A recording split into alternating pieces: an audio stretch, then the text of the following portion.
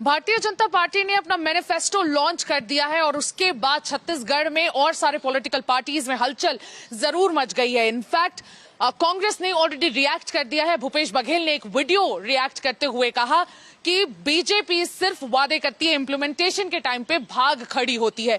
नमस्कार, जय जौहर, आप सभी का स्वागत है छत्तीसगढ़ राउंड अप पर और छत्तीसगढ़ तक के स्पेशल शो पर। छत्तीसगढ़ तक डिजिटल छत्तीसगढ़ का सबसे बड़ा प्लेटफॉर्म है और आज हम इलेक्शन मैनिफेस्टो को डाइसेक्ट करेंगे आपके लिए कि किस तरह से बीजेपी ने बहुत ही मेटिकुलसली इस मैनिफेस्टो को डाला है एक साथ। इनफैक्ट हम अभी बस्तर में मौजूद है, कुछ ही देर में यहाँ पे डॉक्टर रमन सिंह भी आ जाएंगे। उससे पहले हमारे साथ ये काफी सीनियर पत्रकार है बस्तर डिवीजन के, इनसे हम बस्तर की कुछ चीजों को समझने की कोशिश करेंगे और साथ ही पूरे इलेक्शन मैनिफेस्टो को हम डाइसेक्ट करेंगे। सबसे पहले तो बहुत सारे स्कीम्स हैं जो उन्होंने लॉन्च किए हैं। इनफैक्ट सबसे बड़ा जो फार्मर यहाँ की कम्युनिटी है, 70% फार्मर कम्युनिटी है, उनके लिए काफी ज्यादा उनको फोकस में रख के काफी अच्छी स्कीम्स मैनिफेस्टो में लाए गए हैं। सबसे बड़ी स्कीम है कृषक उन्नति योजना, जिसके तहत कांग्रेस 20 क्विंटल धान खरीदी कर रहा है, लेकिन बीजेपी एक स्टेप आगे 21 क्विंटल धान खरीदी करेगी और वो भी 3100 दिए जाएंगे उसमें। और इनफैक्ट किसानों के पैसे को देने में एक ही इंस्टॉलमेंट लिया जाएगा। जैसे कांग्रेस 4 इंस्टॉलमेंट में देती है उनकी किस्त, बीजेपी एक ही इंस्टॉलमेंट में करेगा।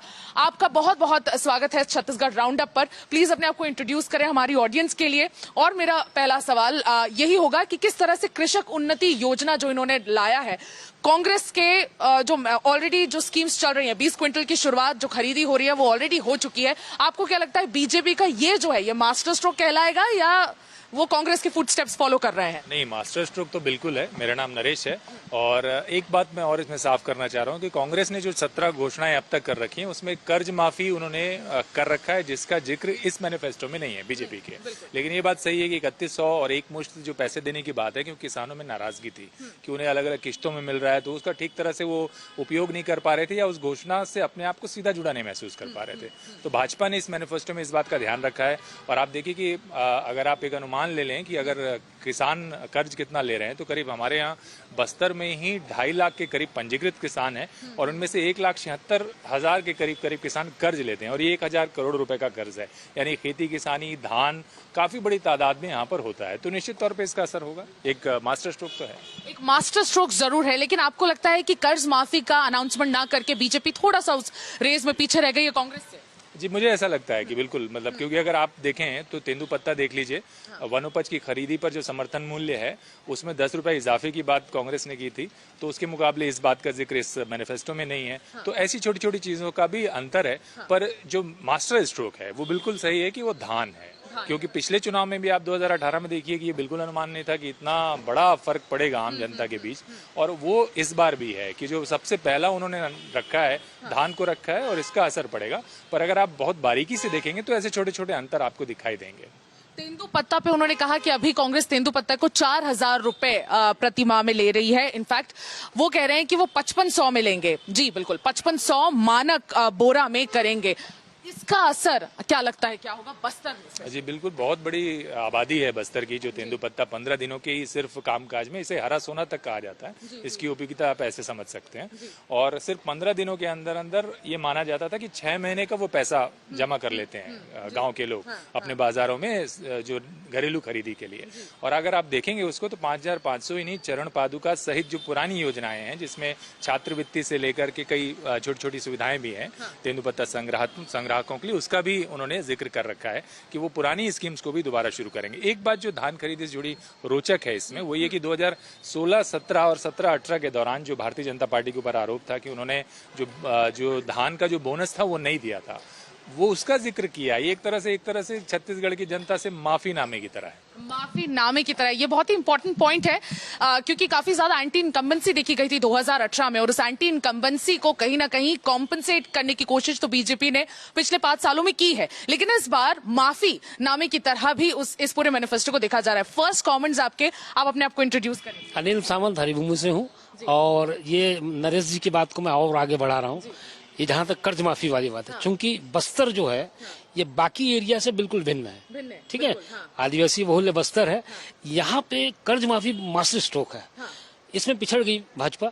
बावजूद मेरे को ऐसा लगता है जो 3100 रुपया जो धान का समर्थन मूल्य किया, इसके अलावा जो है तत्काल पेमेंट भुगतान जो है तत्काल भुगतान का, और नरेश जी ने जैसा बताया तेंदुपत्ता का जो भाव बढ़ा है, तेंदुपत्ता की दर हो, लाभांश राशि वाली बात हो, और इसके अलावा जो बच्चों को छात्रवृत्ति वाली बात हो, ये भी मास्टर स्ट्रोक बोला जा सकता है। बावजूद यहाँ पे मुझको ऐसा लगता है क्योंकि यहाँ के बस्तर के जो किसान हैं उनको कर्ज का जो है फंडा ये उनको भाग गया है। और मेरे को ऐसा लगता है कि कर्ज माफी जो है इसमें पिछड़ गई है भाजपा, कर्ज माफी करना चाहिए। बावजूद यहाँ के जो पढ़े लिखे लोग हैं ये सब कर्ज माफी वगैरह से, जहाँ तक शहर के वासी जो टैक्स पेई है ये उनको पसंद नहीं आया कर्ज माफी की, क्योंकि उनका ऐसा कहना है कि भाई हम टैक्स देते हैं तो किसानों को क्यों आप कर्ज माफ कर रहे हैं, तो इसमें इनके लिए थोड़ा सा दिक्कत जाएगा, मुझको ऐसा लगता है। तो कर्ज माफी आपको भी लगता है कि पीछे रह गई, कर्ज माफी करना चाहिए था? बीजेपी कर्ज माफी करने में पीछे रह गई, बहुत ही अहम मुद्दा बस्तर के किसानों के लिए है। आपको क्या लगता है, क्या कर्ज माफी यहाँ पे करके बीजेपी आगे रह सकती थी? अभी थोड़ा सा रेस में पीछे रह गई है। मैं रवि दुबे। ये तो सही है कि बस्तरियों को फायदा होगा, और पूरे घोषणा पत्र को एक नज़र से जो मैंने देखा है, इसमें सबसे बड़ी एक समस्या थी आवास की। वर्तमान सरकार ने प्रधानमंत्री आवास बिल्कुल बंद कर दिए थे, लेकिन अब इस घोषणा पत्र में छत्तीसगढ़ में 18 लाख आवास जो गरीबों के लिए बनेंगे, तो एक जिले में लगभग 50,000 से ऊपर आएंगे, और ये बहुत बड़ी उनकी वो है। और दूसरा, वर्तमान सरकार एक राम वनगमन पथ बना रही है। अब इनने एक शक्तिपीठ योजना चालू की है जो 1000 किलोमीटर की रहेगी। अपने पूरे छत्तीसगढ़ में 5 शक्तिपीठ हैं, दंतवाड़ा और ये महामाया, बमलेश्वरी देवी। अगर ये शक्तिपीठ बनता है तो लोगों को निश्चित है और धार्मिकता से जोड़ेंगे, और एक अच्छी, क्योंकि छत्तीसगढ़ में माता या देवी को ज़्यादा मानते हैं और इष्टों के साथ।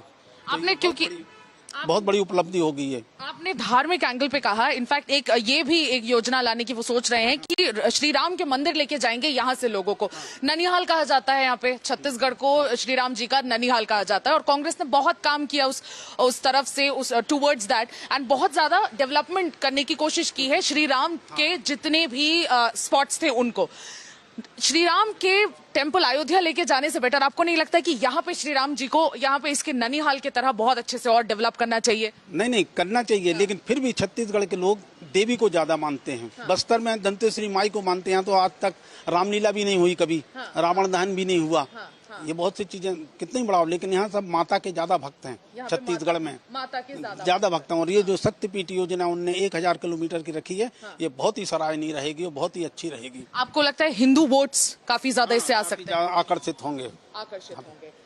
दीनदयाल उपाध्याय कृषि मजदूर कल्याण योजना, जो भूमिहीन जितने भी फार्मर्स होंगे उनको भी किश्त जाएगी 10,000 रुपए की। भूमिहीन जितने भी फार्मर्स थे उनको कांग्रेस ने ये देना शुरू किया था, और उनकी ये स्कीम एक फ्लैगशिप स्कीम्स बन के निकली है। आपको लगता है कि कांग्रेस फुट स्टेप्स फॉलो कर रही है बीजेपी, और ये उसमें थोड़ी आगे हो गई? मैं संजीव पचौरी। अभी भारतीय जनता पार्टी ने जो घोषणा जारी किया है, उसमें सबसे बड़ी जो योजना उनकी दिखाई पड़ रही है मुझे, वो भूमिहीन मजदूरों के लिए है 10,000 वाली, क्योंकि इनकी तादाद बहुत ज़्यादा है। वो जैसे किसान की कर्ज माफी की बात आप करते हैं, तो कर्ज वो लोग लेते हैं जो कृषक हैं 5 एकड़ 10 एकड़ वाले, लेकिन उनसे कहीं ज़्यादा जो संख्या है वो है ऐसे मजदूरों, ऐसे किसानों की जो इनका जमीनें नहीं है, जो मजदूरी करते हैं सिर्फ। एक तो उसका लाभ मिलने वाला है, और वो उसका इफेक्ट डालेगा चुनाव पे। दूसरा, जो 31 रुपये धान के लिए उन्होंने रेट तय किया है, वो भी कहीं ना कहीं प्रभावित करेगा किसानों को फिर से।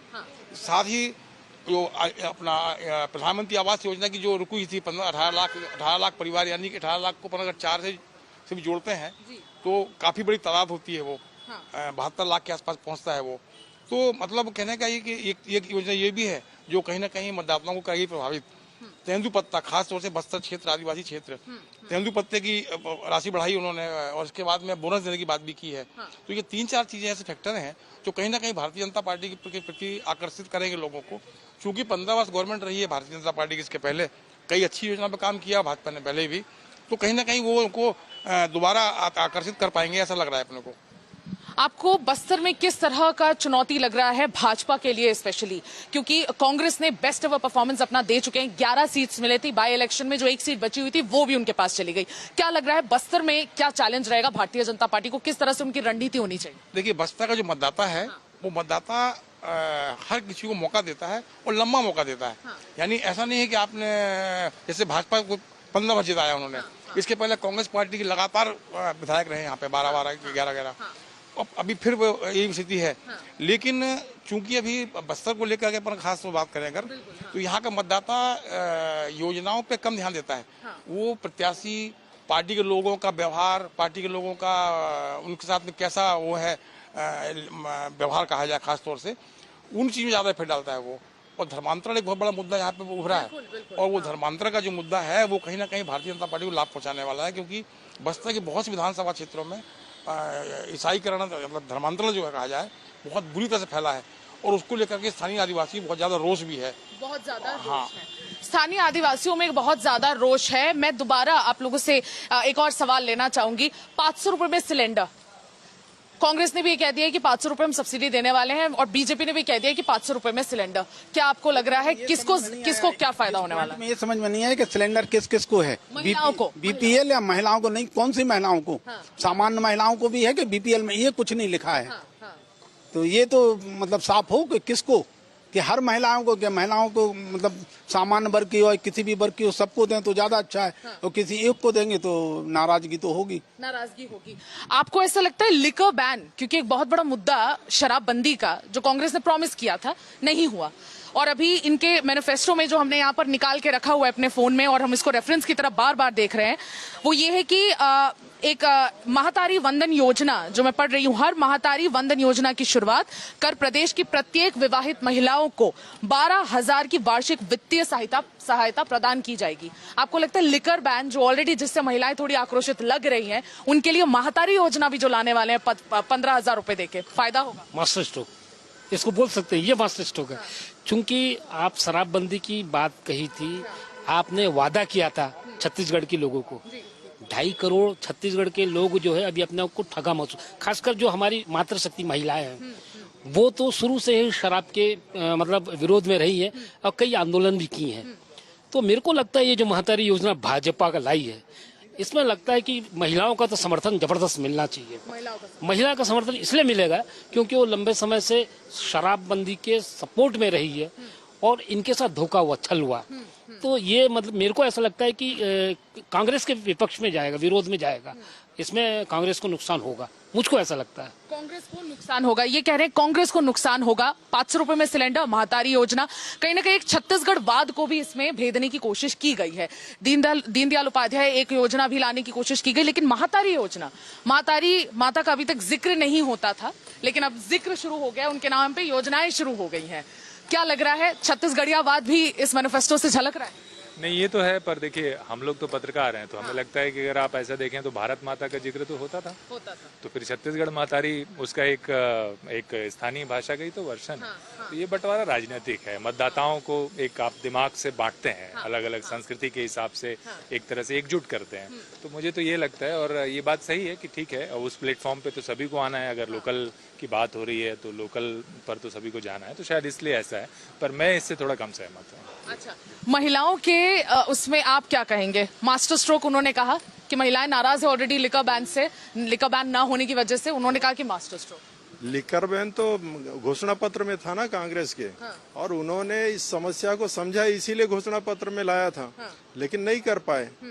और भाजपा का जो घोषणा पत्र भी आया है वो विशुद्ध रूप से गरीबों के कल्याण के लिए, गरीबों की मदद करने के लिए, जो लगातार पिछले 15 साल रमेश सिंह जी की सरकार में भी हुआ, और आदरणीय नरेंद्र मोदी जी भी जब उन्होंने शपथ लिया तो कहा कि ये सरकार गरीबों, पीड़ितों, वंचितों के लिए समर्पित है। उसी आइडियोलॉजी पर छत्तीसगढ़ में भी सरकार बनाने की घोषणा की गई। तो आप अब लास्ट में आप लोगों से, क्योंकि मोटे मोटे हिसाब पे हमने डिस्कस कर ही लिया है कि मैनिफेस्टो के क्या हाइलाइट्स थे, क्या चीजें उनकी मास्टर स्ट्रोक है और क्या नहीं, किस में वो पीछे रह गए कांग्रेस से। अब मैं सभी से एक 1 to 10 का मैं आपको स्केल दे रही हूँ मैनिफेस्टो को, आप अपनी रेटिंग दीजिए, कितना देंगे भाजपा की मैनिफेस्टो? 0 से 10 के बीच में स्केल। 8 या 9 नंबर भाजपा को जाएंगे। 8 या 9 नंबर। आपको क्या लग रहा है, कांग्रेस का मैनिफेस्टो आएगा तो वो क्या इसके टक्कर का होगा? नहीं, उसमें उनके 17 वादे ऑलरेडी आ चुके हैं। पिछले सरकार ने जो देखा उसमें झूठ का पुलंदा ज्यादा था, और हो सकता है इस बार देखा जाएगा क्या कैसा है, क्योंकि ना मकान बनवा पाए, हर चीज के तो बुराई करते रहे, है कि नहीं? तो ये लग रहा है कि भाजपा के उसमें, और लोग समझ चुके हैं अब थोड़ा सा कि राष्ट्र हित अगर चाहते हैं तो क्या करना चाहिए। क्या करना चाहिए? राष्ट्र हित चाहते हैं तो क्या ऑप्शन होना चाहिए, ये लोग समझ चुके हैं। कितना रेटिंग देंगे मैनिफेस्टो? विश्वसनीयता की माने तो 10 में 10। 10 में 10 देना बिल्कुल। चाहिए। हाँ। जो वादा करते हैं वो निभाते हैं। हाँ। इसलिए 10 में 10। इसलिए 10 में 10। ये 10 में से 10 दे रहे हैं, इन्हें लग रहा है मैनिफेस्टो परफेक्ट है और निभाएंगे ही बीजेपी सारा वादा जो वो लेकर आ रही है। आप कितना दें? मुझे तो लगता है कि 8 10 में से 8 बीजेपी के लिए, पर अभी तो कांग्रेस का भी आना बाकी है, तो देखने लायक होगा क्या होता है। कांग्रेस के 17 वादे ऑलरेडी आ चुके हैं, अगर इस मैनिफेस्टो को और उनके 17 वादों को कंपेयर करें तो कौन बेटर था? अभी तो मेरा कहना कुछ इसलिए मुश्किल है क्योंकि जब तक कांग्रेस का मैनिफेस्टो नहीं आएगा तो कैसे हम कंपेयर करेंगे। तो उनका आ जान दीजिए। मेरे को ऐसा लगता है अभी एक तरफा हो जाएगा। मैं अगर बोलूं कि अगर 10 में 8 देता हूं तो ये जो है न्याय नहीं होगा। तो उनका मैनिफेस्टो आ जान दीजिए, उसके बाद फिर हम करेंगे। उनका मैनिफेस्टो आ जाने के बाद यहाँ पे लोग कंफर्टेबल हैं रेटिंग देने के लिए, लेकिन मोटा मोटा हिसाब किताब ये निकला है कि बीजेपी ने अपना मैनिफेस्टो एक अच्छा मैनिफेस्टो निकाला है, लेकिन कुछ पॉइंट्स पे वो पीछे जरूर रह गई है। मैं आपको बता दूं, कांग्रेस ने 17 वादे ऑलरेडी कर दिए हैं। कांग्रेस के मैनिफेस्टो आने में अभी वक्त है, लेकिन बीजेपी ने आज बिना किसी वादे के एक साथ अपना इलेक्शन मैनिफेस्टो निकाला और उसके बाद काफी हलचल शुरू हो चुकी है। आज के राउंड अप में बस इतना ही। मुझे मेरे वीडियो जर्नलिस्ट राघवेंद्र पांडे को विदा दीजिए। बने रहिए हमारे साथ छत्तीसगढ़ के सबसे बड़े डिजिटल प्लेटफॉर्म छत्तीसगढ़ तक पर, और राउंड अप को भी बहुत सारा प्यार दीजिए और आप अपनी जितनी भी फीडबैक है वो कमेंट सेक्शन में लिखें। हमें बताइए कि आप क्या देखना चाहते हैं और कहां पर हम और इंप्रूवमेंट कर सकते हैं। नमस्कार, जय जौहर।